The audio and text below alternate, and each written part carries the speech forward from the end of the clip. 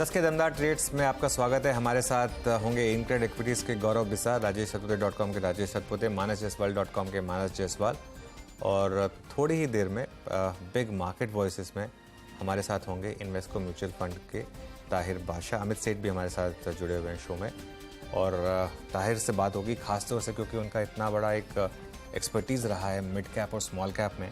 ये जो रिसेंट बड़ी रैली आई है मिड कैप और स्मॉल कैप में, इसको किस तरीके से अप्रोच किया जाए। लेकिन मार्केट पर एक नज़र रख लेते हैं। एक बार पहले जरा टाइटन का शेयर ले आइए, एक बार जरा उससे बिफोर मैं मार्केट डिस्कस करूँगा कि एक फ्रेश ब्रेकआउट यहाँ पर टाइटन में विजिबल है। ज़बरदस्त स्टॉक में मूव रहा है और शानदार नंबर्स थे। कल हमने मैनेजमेंट से बात की थी, वो काफ़ी कॉन्फिडेंट साउंड कर रहे थे और देखिए आज भी क्या शानदार मूव यहाँ पर 1.5% ऊपर इस समय टाइटन, अभी का फ्रेश ब्रेकआउट टाइटन। लेकिन निफ्टी, बैंक निफ्टी दोनों ने अपने जो लोस थे उसको प्रोटेक्ट किया ब्यूटीफुली। निफ्टी ने 18,100 को प्रोटेक्ट किया, बैंक निफ्टी ने कल के लो को प्रोटेक्ट किया और ये सब हो रहा है जब HDFC और HDFC बैंक ने काफ़ी ड्रैग बनाया मार्केट के ऊपर। दोनों स्टॉक सुबह खुले 4.5% नीचे, अभी भी उसी ट्रेजेक्ट्री में दोनों स्टॉक्स बने हुए हैं, लेकिन उनको कॉम्पनसेट करने के लिए एक्सिस बैंक 882, शानदार मूव यहाँ पर। ICICI बैंक 934 और अपने ऑल टाइम हाई के काफ़ी करीब। Larsen and Toubro, state bank of India, Maruti, ये कुछ स्टॉक्स हैं जिन्होंने कॉम्पनसेट किया है। लेकिन ब्रॉडर मार्केट में काफ़ी गेन्स हैं वीरू। बिल्कुल, ब्रॉडर मार्केट्स में काफ़ी गेन है, इंडेक्स संभला है थोड़ा सा और बहुत सारे स्टॉक फ्यूचर्स ने अपने करियर के सर्वोच्च स्तरों को छुआ। आपकी स्क्रीन पे IEX 161.85, ये आप समझ लीजिएगा कि सितंबर 2022 के बाद सबसे स्ट्रॉन्ग ट्रेजेक्ट्री में, यानी हाईएस्ट ट्रेजेक्ट्री में आके ट्रेड कर रहा है। और एक दो स्टॉक्स जहाँ पे अच्छा मूव है उसमें मेट्रोपोलिस और SBI कार्ड्स, MRF 97,900 पे close to its all time high. अब ट्रेड्स पिक करना शुरू करते हैं। इस पैनल में हमारे साथ 3 मेहमान हैं, राजेश सतपुते, मानस जायसवाल, अमित सेठ, और पिछले कार्यक्रम से इस कार्यक्रम में भी शिरकत कर रहे हैं। मानस, इंडिसेस पे एक पहला व्यू छोटा सा, इनफैक्ट गौरव से व्यू लेते हैं, फ्रेश पर्सपेक्टिव। गौरव, फ्रेश पर्सपेक्टिव आपका क्या है इस वक्त इंडिसेस पे और आपके 2 कन्विक्शन ट्रेड्स? Good morning. देखिए, ओवरऑल टेक्सचर जो है मार्केट का वो पॉजिटिव ही है। यहाँ पे हमने देखा है कि एक अच्छा बेस बना है 17,950 17,000 जो नॉर्मली करेक्शन में हमको देखने मिला 100 पॉइंट का, उसके बाद भी काफी बड़ी अपसाइड को कल देखने मिली। आज एक दो स्टॉक की वजह से आज हम थोड़े कंसोलिडेट कर रहे हैं। मुझे लग रहा है कि ये जो रैली है जब तक 18,000 नहीं तोड़ रहा है, एक रैली जो है टुवर्ड्स 18,353 18,400 पॉसिबल हो जाएगा। तो यहाँ पर रुझान पॉजिटिव रहेगा और मैं बाय ट्रेड्स के साथ में ही यहाँ पे जाना चाहूंगा। तो पहला जो आपने कहा IEX, मेरा पहला रिकमेंडेशन वही रहेगा। एक अच्छे कंसोलिडेशन के बाद स्टॉक निकला है, डेली चार्ट पे अच्छा ब्रेकआउट हमको देखने मिला था, उसको रिटेस्ट करके 152 के लेवल्स को फिर वापस ऊपर गया। तो मुझे लग रहा है यहाँ पे काफी अच्छा मूवमेंट आपको देखने मिल सकता है। वॉल्यूम पार्टिसिपेशन अच्छा है, शॉर्ट टर्म एवरेज के ऊपर ही ट्रेड कर रहा है और यहाँ पे आपको 175 तक के लेवल्स आपको देखने मिल सकते हैं। तो 152 की स्टॉप लॉस से आप IEX बाय कर सकते हैं 175 के लिए। दूसरा रिकमेंडेशन जो है वो है चंबल फर्टिलाइजर में, जहाँ पे मल्टीपल पॉजिटिव्स हुए हैं। यहाँ पे अगर आप देखेंगे तो एक फॉलिंग चैनल का ब्रेकआउट हमको देखने मिला है जो तकरीबन 1.5 साल लंबा अवधि का था। यहाँ पे एक inverse head and shoulder breakout हमको देखने मिला है, क्लासिक केस, और फॉलो थ्रू दिख रहा है यहाँ पे। तो मुझे लग रहा है कि एक अच्छी अपसाइड को यहाँ पे देखने मिल सकती है। 300 के आसपास ये चल रहा है, तो आप यहाँ पे बाय करके चल सकते हैं। 288 का इसमें स्टॉप लॉस होगा और 320 तक इसमें लक्ष्य होंगे। IEX और चंबल फर्टिलाइजर्स, इन 2 स्टॉक्स पर आपको लगाना है यहाँ पर दांव। एक बार जरा मानस को स्क्रीन पर रखिए। मानस, एक बार जरा पहले तो आपकी SBI लाइफ की ट्रेड रिविजिट करते हैं। बढ़िया रही वो ट्रेड। ये अगेन प्री ओपन, मतलब जो सुबह सुबह डिस्कस हुई थी मार्केट खुलने से पहले, वो वाली कॉल थी। यहाँ पर एक बार रिविजिट करते हैं इस कॉल को और आपकी इस समय की फ्रेश ट्रेड्स क्या होंगी?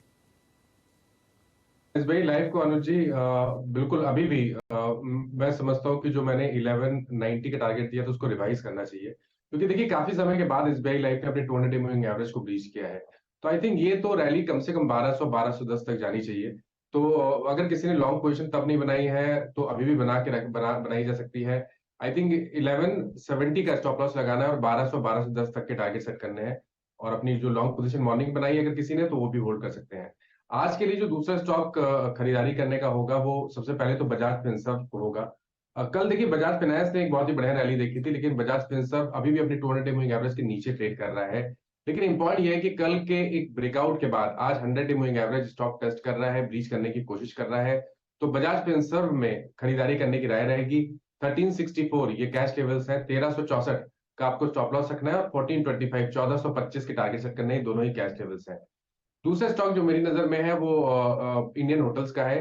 देखिए, इंडियन होटल्स ने 2 दिन पहले एक शार्प अपमूव देखा था, उसके बाद वहां पर प्रॉफिट बुकिंग देखने को मिली, कंसोलिडेशन देखने को मिला, और आज फिर से स्टॉक तैयार है एक फ्रेश ब्रेकआउट के लिए। तो इंडियन होटल में करंट लेवल्स पे खरीदारी करेंगे। 357 का आपको स्टॉप लॉस लगाना है, और 375 तक के टारगेट सेट करने हैं इंडियन होटल्स में। तो ये भी कैश लेवल्स है, तो ये दोनों कॉल्स बाय साइड पे रहेंगी। Indian hotels eight all time high 363 आपकी स्क्रीन पे। स्ट्रॉन्ग मोमेंटम, और इस पैनल का अगर आप देखेंगे स्ट्रॉन्ग कन्विक्शन, चाहे वो फंडामेंटल हो चाहे वो टेक्निकल एनालिस्ट हो, सबका रहा है इंडियन होटल्स। मानस के 2 ट्रेड्स आपकी स्क्रीन पे आ चुके हैं, गौरव और मानस के ट्रेड्स हम पिक कर चुके हैं। अब आगे बढ़ते हैं इसी क्रम में। अमित, आपके 2 कन्विक्शन आइडियाज क्या रहेंगे, क्या पिक कर रहे हैं आप? वीरेंद्र जी, थोड़ा सा हटकर फार्मा सेक्टर से मुझे डीवी स्लैब अच्छा लग रहा है। इसमें काफी टाइट कंप्रेशन है जो कि स्लोली अपवर्ड की तरफ रिजॉल्व हो रहा है। स्टॉक अपने मेजर 10 और 20 मूविंग एवरेज के ऊपर ट्रेड कर रहा है। अब नेक्स्ट इसका हर्डल 200 डेमा के आसपास है, मुझे लगता है स्टॉक वहां जा रहा है। 3288 इसका प्राइस है, बाय करें। टारगेट रहेगा 3350 का, और स्टॉप लॉस रहेगा 3250 का। सेकेंड स्टॉक जो मुझे पसंद आ रहा है, इनफैक्ट कल भी रिकमेंड किया था, दैट इज पिडलाइट।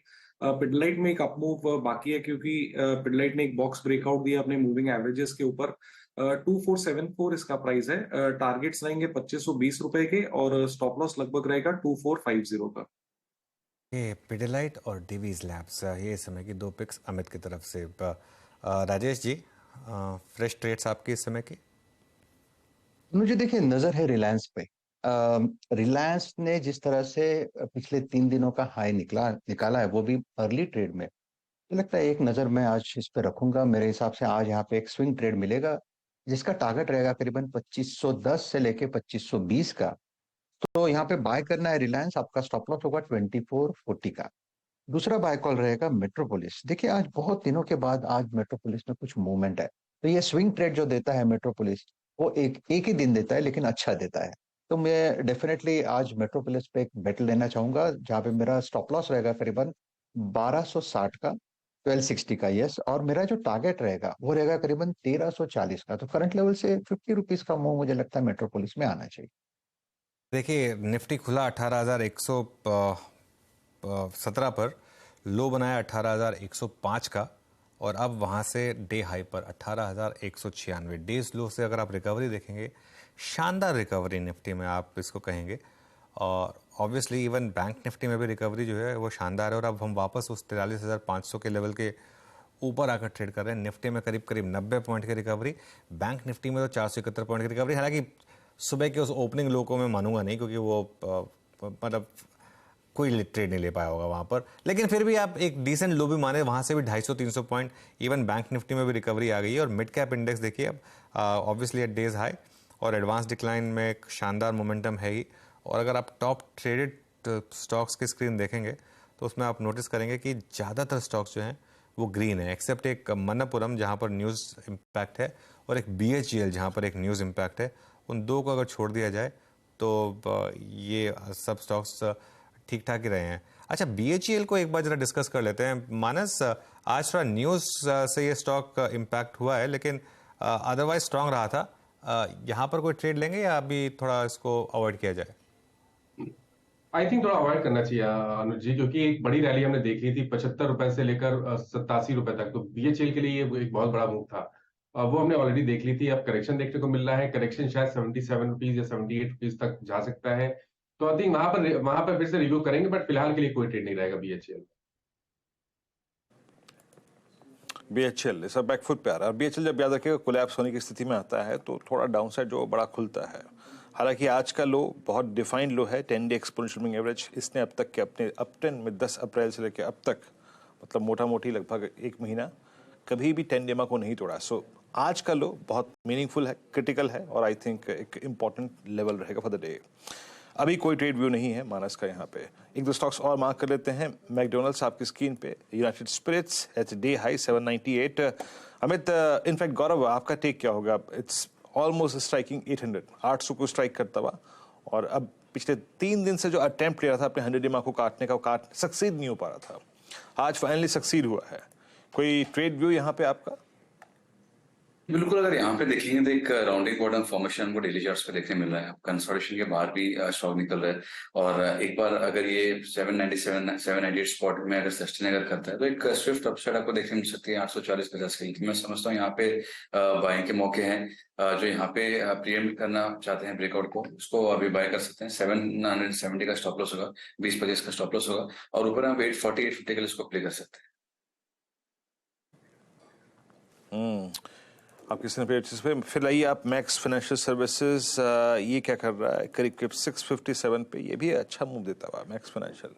कल ओआई गेनर्स की श्रेणी में मैक्स फाइनेंशियल का जिक्र था। एनबीएफसीज में मेरे ख्याल से चौथे पायदान पर अगर आप ओआई को सॉर्ट करके कल देखते तो कल मैक्स फाइनेंशियल का जिक्र मैंने क्लोजिंग में ओआई समरी में जो 2 बजे की मैं देता हूँ किया था। मानस, मैक्स फाइनेंशियल को देखेंगे एक बार। फाइनली एक बहुत बड़ी ड्यूरेशन के बाद, एक लंबे अंतराल के बाद, मेरे ख्याल से फरवरी फर्स्ट वीक के बाद ये अब अपने 50 डे को काट रहा है। आपका टेक क्या होगा? और एक 10-20 का पॉजिटिव क्रॉसओवर भी है। कल ओआई भी लॉन्ग अच्छा एडिशन हुआ यहाँ पे। अब पिछले करीब अगर आप देखेंगे तो 2-3 हफ्ते से हम देख रहे हैं कि इंश्योरेंस कंपनीज बेहतर कर रही हैं और एमएफएसएल भी अगर आप देखें तो 7-8 सेशन से बाइंग इंटरेस्ट दिखा रहा है और देखिए 20 डे और 50 डे मूविंग एवरेज के ऊपर अब ट्रेड करने लगा है। तो आई थिंक अब यहाँ पर एक मीनिंगफुल बाउंस बैक में शायद 720 तक के भाव जो कि 200 डे मूविंग एवरेज है वो टेस्ट हो सकते हैं। तो खरीदारी करने की राय रहेगी। एमएफएसएल में भी करंट लेवल्स पे खरीदारी कर रहे हैं तो स्टॉप लॉसेस आपके 640 के नीचे रहेंगे और टारगेट 700 और 720 के रहेंगे। और ऑप्शन में भी ट्रेड ले सकते हैं, वो लिक्विड भी है। 660 वाला कॉल ऑप्शन ले सकते हैं। 23 रुपए पे ट्रेड हो रहा है, वहां पर आप खरीदारी करिए। 14 रुपए का स्टॉप लॉस लगाइए और 40 रुपए की टारगेट सेट करिए। ओके, 18,200 क्रॉस करने की तैयारी अब निफ्टी में और फिर बाय ऑन डिप्स काम करता हुआ मार्केट में। और इवन बैंक निफ्टी में तो खैर मतलब इंटरेस्टिंग है कि इतने बड़े ड्रैग के बाद भी HDFC बैंक के ये इंडेक्स अब कंफर्टेबली डे हाई पर और शानदार स्विंग इसने दिया आपको। और ICICI बैंक ये एक आज अलग ही फॉर्म में ICICI बैंक का 2% ऊपर अभी स्टॉक। और कोटक महिंद्रा बैंक, इन एक्सिस बैंक, ये 3 स्टॉक्स एक्स ऑफ HDFC, बाकी तीनों प्राइवेट सेक्टर बैंक्स जो हैं वो एक कंट्रीब्यूशन करने के मूड में इस समय। और SBI का भी एक तड़का, तो ये सब स्टॉक्स अच्छा कर रहे हैं। एक बार जरा SBI डिस्कस करते हैं राजेश जी, क्योंकि 600 पर मैसिव कॉल राइटिंग है यहाँ पर और 630 के करीब मेरे ख्याल से इसका प्रीवेलिंग ऑल टाइम हाई है। लग रहा है क्या ये स्टॉक कब तैयारी कर रहा है उस ट्रेजेक्टरी में जाने के लिए? क्या अभी भी इसको लिया जाए या फिर कॉल दी जाए इसकी कोई? अनुज जी देखिए, यहाँ पे SBI का अगर आप स्ट्रक्चर देखें तो बेहतरीन स्ट्रक्चर है। Higher top higher bottom formation जो है तो वो एक बढ़िया फॉर्मेशन है। और अकॉर्डिंग टू दैट स्ट्रक्चर 580 का जो इंपॉर्टेंट हर्डल था वो मॉर्निंग में ही सरपास हो चुका है। तो देखिए यहाँ पे स्विंग ट्रेडर के लिए तो अपॉर्चुनिटी बनेगी एट अ लेवल ऑफ 586। आपको बाय करना है 580 के स्टॉप लॉस के साथ। That is what the swing trading is suggesting. तो आपको 6 रुपए का स्टॉप लॉस रखना है। और आपने बिल्कुल सही कहा, 600 610 ये ट्रेजेक्टरी है कि एक बार के लिए मुझे लगता है SBI टेस्ट करेगा। आपने देखा SBI में जब जब डिप आया तब तक इसमें बाइंगे हुई है। तो काउंटर में स्ट्रेंथ है, तो आपकी पोजीशन रहेगी तो बने रहे। स्टॉप लॉस रहेगा 580 का। SBI फ्यूचर्स और मारुति का जो राजेश जी का ट्रेड था आपसे लगभग 20 मिनट पहले, 25 मिनट पहले मैंने उसका उल्लेख किया था कि दैट्स डूइंग वेल। और अब वो डे हाई पर फ्लो करता हुआ 8875 पे और एक बड़े इंपॉर्टेंट क्लस्टर को 8900 जो कि फरवरी के मंथ में भी एक बड़ा सप्लाई जोन रहा था उसकी तरफ बढ़ता हुआ। निफ्टी 18200 और निफ्टी बैंक 43549। और आप देखिए कि इस न्यूज़ फ्लो के मद्देनज़र एक काम तो हो गया अनुज। कभी कभी क्या होता है, हम लोग शॉर्ट टर्म मूविंग एवरेजेस से बहुत दूर चले जाते हैं और टाइम और न्यूज़ फ्लो कहीं ना कहीं कोई ऐसी घटना घटित करता है कि छोटे एवरेज को छूने का मौका मिलता है। आज निफ्टी बैंक का वो लो जो था वो 10 डे एक्सपोनेंशियल मूविंग एवरेज हो गया Anuj, but smart recovery no doubt about it. और ये देखिए मार्केट में टेक्सचर अभी भी बाय ऑन डिप्स का है वीरू, इसमें कोई डाउट नहीं है। प्रॉब्लम क्या हो जाती है, स्पेशली कल जैसे बड़े मूव के बाद अगर आपने कैरी कर लिया होता आज सुबह, तो सुबह सुबह आप प्रॉब्लम में आ जाते हैं कि सुबह क्या करें फिर। उसके हिसाब से अब अच्छा लग रहा है, लेकिन मार्केट ने जिस तरीके से स्मार्ट रिकवरी दिखाई है और काफ़ी इंटरेस्टिंग इस समय लग रहा है मार्केट शायद इवन ग्रीन में आने की भी तैयारी कर सकता है, हो सकता है कोशिश करे ग्रीन में आने की मार्केट। रिलायंस से भी सपोर्ट मिल रहा है थोड़ा सा मार्केट को, तो ये क्लियरली एक अच्छा संकेत है। अच्छा, मेटल्स में थोड़ी सी डिक्लाइन है वीरू। एक्चुअली मैं देख रहा था स्टॉक्स जो डे लो बना रहे हैं उसमें नैल्को, सेल और टाटा स्टील। निफ्टी मेटल्स इस समय डे लो पर, नैल्को, सेल और टाटा स्टील ये इस समय वीरू डे लो पर काम कर रहे हैं। जी हाँ, निफ्टी मेटल अनुज, हम मेरे ख्याल से कल क्लोजिंग में डिस्कशन भी कर रहे थे कि निफ्टी मेटल इंडेक्स पिछले 4 सेशन से इसी ट्रेजेक्टरी में एक प्रेशर फील कर रहा है। 5900 पिछले 4 सेशन का हाई निफ्टी मेटल इंडेक्स का 5900 का जोन ही है। और 5900 का जोन क्या है? 5900 का जोन याद रखिएगा, यही ब्रेकडाउन आया था फरवरी फर्स्ट वीक में, और 5900 के जोन में ही निफ्टी मेटल का 200 day exponential moving average placed है। तो उससे थोड़ा सा अगर आप देखें तो फाइट करता हुआ निफ्टी मेटल इंडेक्स थोड़ा सा बैकफुट पे आके ट्रेड करता हुआ। But look at Bajaj finance. Anuj, अभी हम 2 रोज पहले डिस्कशन ही कर रहे थे ना कि ये rate pause will be more beneficial for NBFCs, है ना? और आप देखिए आज second consecutive day Bajaj finance above 200 day exponential moving average. और मैं बहुत समय बाद, बड़े अंतराल के बाद अनुज, एनबीएफसीज में स्पेशली B2 को इतने कॉन्फिडेंस के साथ देख रहा हूँ। नहीं, और उसमें बजाज फाइनेंस में एक और चीज़ है वीरू, और ये मैंने एक बार पहले भी बात कही थी कि इसमें जो डिक्लाइन आई थी ना बड़ी, वो थी जब वो जियो फाइनेंशियल सर्विसेज वाला जो न्यूज़ आया था उसको लेकर। लेकिन मार्केट में जब भी एक रिस्क वो खत्म होता है उसके बाद वो मार्केट उसके बाद उसको नेगेट कर देता है। और ये उसने जब 2 दिन लगातार इसने वो सिंक होना बंद किया तभी लग गया था कि कुछ करने के मूड में बजाज फाइनेंस, और एक शानदार मूव। लेकिन अब एक काम करते हैं वीरू, अब थोड़ी लॉन्ग टर्म की बात कर लेते हैं। बिग मार्केट वॉइसेस में हम आज बात करेंगे इन्वेस्को म्यूचुअल फंड के CIO ताहिर बादशाह से। ताहिर सर, गुड मॉर्निंग, और जुड़ने के लिए शुक्रिया आज CNBC आवाज़ के साथ। एक बहुत बड़ी रैली हमने देखी इस पिछले 1.5 महीने में, और इस रैली की खासियत ये रही कि ब्रॉडर मार्केट ने शानदार पार्टिसिपेशन दिखाया। एक कंप्लेन थी कि मिड कैप्स और स्मॉल कैप्स बहुत अंडर परफॉर्म कर रहे थे, वो काफ़ी हद तक नेगेट हुई है पिछले 1.5 महीने में। इस रैली को आप किस तरीके से देख रहे हैं और आपका क्या व्यू है मार्केट को लेकर? तो अनुज, बेसिकली हमने जब साल की शुरुआत की थी तो हमारे दिमाग में एक्चुअली देवर 2 कंसर्न्स, और जो हम हाईलाइट कर रहे थे कि एक तो ये था कि इंडिया की जो वैल्यूएशंस थी due to the outperformance in 2022, तो वो बाकी सब अन्य मार्केट से काफी ज्यादा आगे निकल चुकी थी, एंड हमारे जो प्रीमियम्स थे और भी ज्यादा मतलब एक्सपैंड हो चुके थे, almost at all time highs. तो एक इशू था, एंड एब्सोल्यूट बेसिस पे हम इतने ज्यादा एक्सपेंसिव नहीं थे, लेकिन रिलेटिव बेसिस पे क्लियरली एक्सपेंसिव थे। और सेकंड चीज ये थी कि ग्रोथ में हमें कहीं ना कहीं थोड़ी बहुत किफायत और थोड़ी बहुत स्लो डाउन के अंदेशे जरूर मिल रहे थे across many segments, particularly on the consumption side of the economy. अब पिछले और उसके लगते हुए हमें ऐसा हमारा अनुमान रहा था कि markets will probably find it difficult to kind of move up significantly because valuation में जगह नहीं थी, और ग्रोथ में शायद हमको थोड़ी बहुत डाउनग्रेड की पॉसिबिलिटी नजर आ रही थी। अभी फ्रॉम देन ऑनवर्ड्स पिछले 4-5 महीने में हमने 2 चीजें देखी है। वन इज दैट इंडिया की जो वैल्यूएशन थी on a relative scale of come down, क्योंकि हमने थोड़ा बहुत साइडवेज परफॉर्मेंस दिया, वी इवन वेंट डाउन, कुछ हद तक हमारा नेगेटिव परफॉर्मेंस भी रहा, and then obviously after that we seen a rally in the last month और सो, जैसे आपने बताया। But there was a correction, and post that relative basis पे प्लस थोड़ा एब्सोल्यूट बेसिस पे we have seen a meaningful correction. तो जो relative valuation scale पे हम काफी हद तक मतलब अभी न्यूट्रलाइज हो चुके हैं।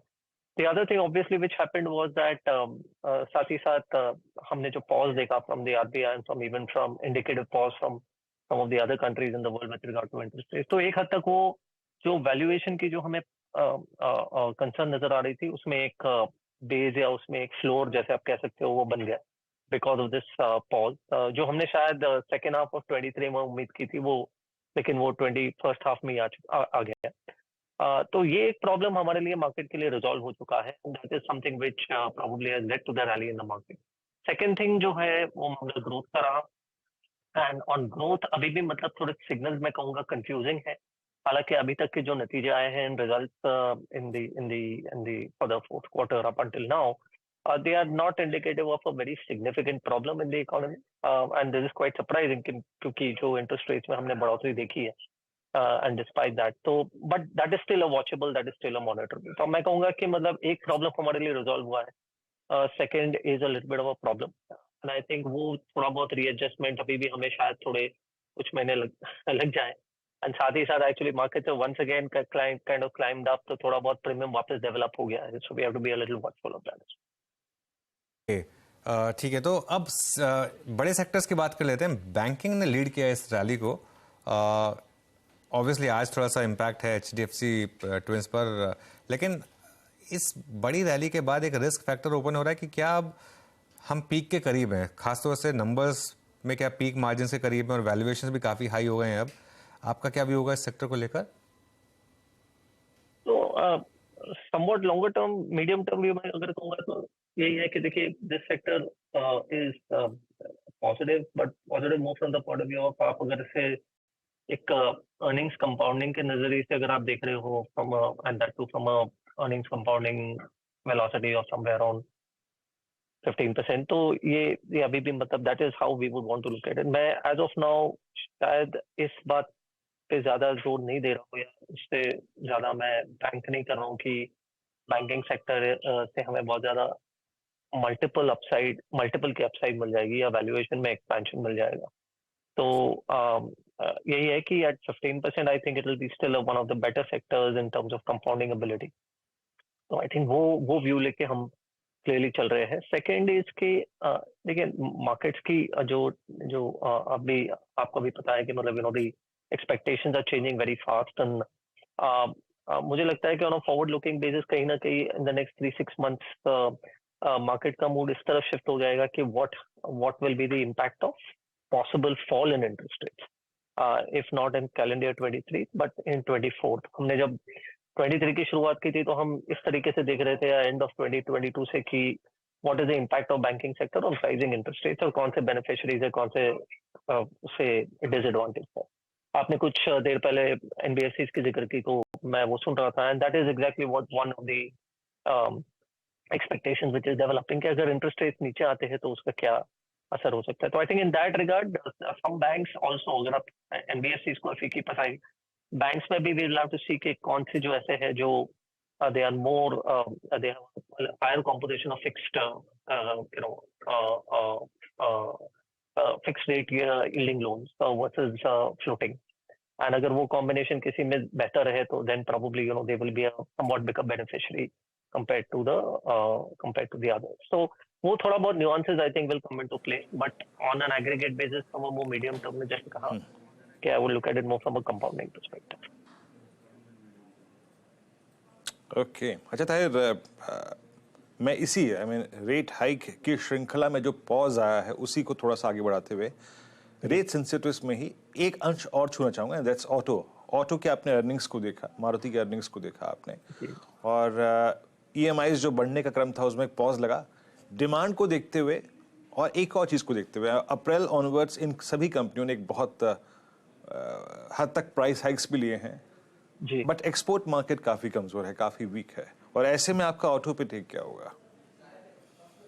तो देखिए एक्सपोर्ट मार्केट्स से मतलब मैं कहूंगा कि obviously from the OEM perspective मुझे लगता है कि domestic is lot more relevant. हालांकि एक दो कंपनी ऐसी है जहां पे एक्सपोर्ट्स एंड पर्टिकुलरली अगर 3 व्हीलर्स की बात करें तो एक्सपोर्ट्स में ज्यादा इम्पोर्टेंस रहता है, but domestic market is very it is. और जैसे आपने कहा कि एक्चुअली अगर आप आंकड़े देखें तो मतलब 2 व्हीलर कंपनीज के वॉल्यूम ग्रोथ में इतनी ज्यादा हमें ट्रैक्शन देखने को नहीं मिली जो हम शायद देखना चाहते हैं, बट दिस ईयर ऑब्वियसली बहुत सारी ऑटो कंपनी पर्टिकुलरली हमने 2 व्हीलर्स वाले के रिजल्ट देखे, और मे बी एक आध 4 व्हीलर के भी रिजल्ट हमने देखे, लेकिन उसमें प्राइस और रियलाइजेशन लेड इम्प्रूवमेंट से ज्यादा ग्रोथ आई है, और शायद वो इस बात से भी चलते हुए कि रॉ मटेरियल प्राइसेस ऊपर गए हैं तो उसको वो ऑफसेट करना चाहते थे, बट रियलाइजेशन ड्रिवन ग्रोथ बहुत ज्यादा है वॉल्यूम ग्रोथ। तो आई थिंक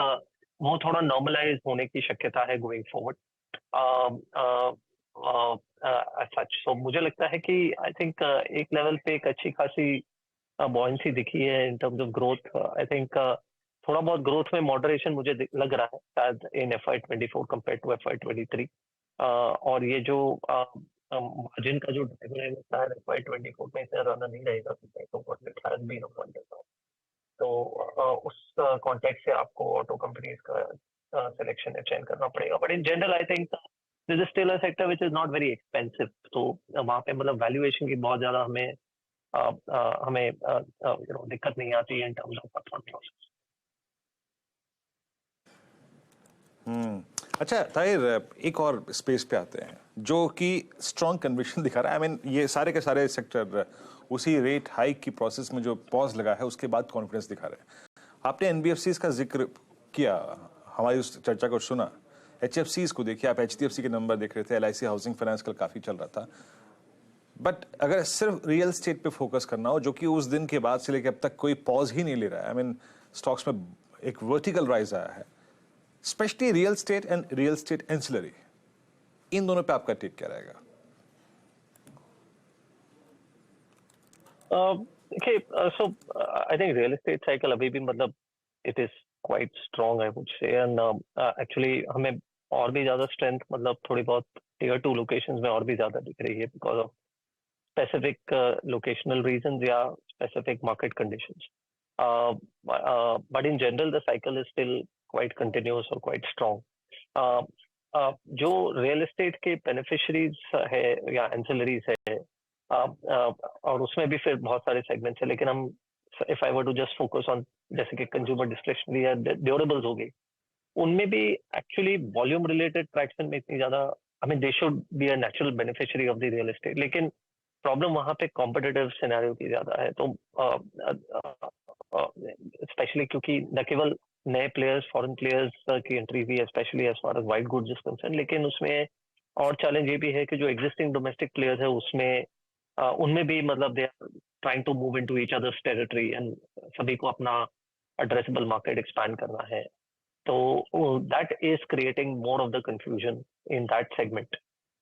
हालांकि हमने उसके ही चलते हुए as a result of that कुछ हद तक वैल्यूएशंस में मॉडरेशन देखी है, कुछ हद तक ग्रोथ में भी हमने दिक्कत देखी है। तो आई थिंक एक लेवल पे हम कुछ उसमें से कुछ ऐसे पॉकेट्स है जहाँ पे एक वैल्यू प्रोपोजिशन इमर्ज होते हुए लग रहा है। एंड अगर इंटरेस्ट रेट का इंडिया में इतना ज्यादा असर शायद नहीं आ रहा है, specially in the urban segment of the economy, तो मुझे लगता है कि आने वाले क्वार्टर्स में वहाँ पे ग्रोथ की भी उम्मीद की जा सकती है। कॉम्पिटिटिव इंटेंसिटी ऑटोमेटिकली थोड़ी रिड्यूस हो सकती है अगर ग्रोथ की डायरेक्शन थोड़ी सुधर जाए तो। सो एक थोड़ा कंस्ट्रक्टिव अप्रोच वहाँ पे लेने का कारण बन रहा है अब आफ्टर दिस 6-8 महीने का जो अंडर परफॉर्मेंस रहा। ओके, ताहिर सर शुक्रिया जुड़ने के लिए आज हमारे साथ और इन सारे सेक्टर्स और मार्केट्स पर बात करने के लिए।